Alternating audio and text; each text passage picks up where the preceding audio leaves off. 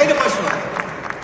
اما تیم بسکتبال خانومامون که گلا کردن، خیلی خوش اومدید.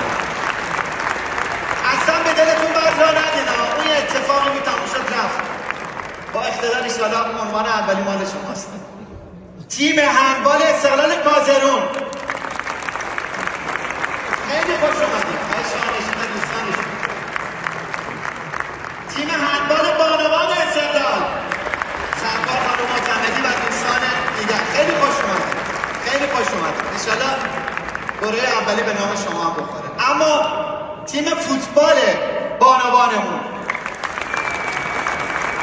خیلی خوش اومدید. خانم حسن‌زاده عزیزم، شاگرداشون. تیم فوتسال آقایونمون، خیلی خوش اومدید. آقای هداییان نازنین و شاگردای عزیزم.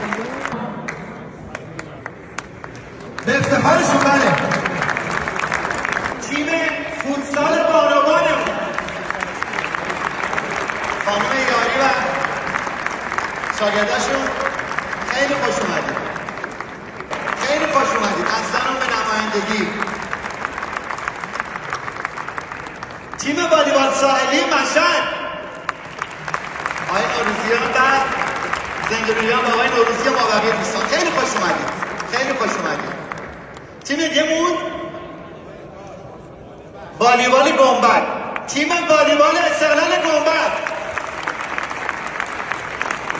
خیلی خوش اومدید. ایشالا که بالا ببینیدتون. اعضای محترم تیم قایقرانی، خیلی خوش اومدید. خیلی خوش اومدید. خیلی خوش اومدید.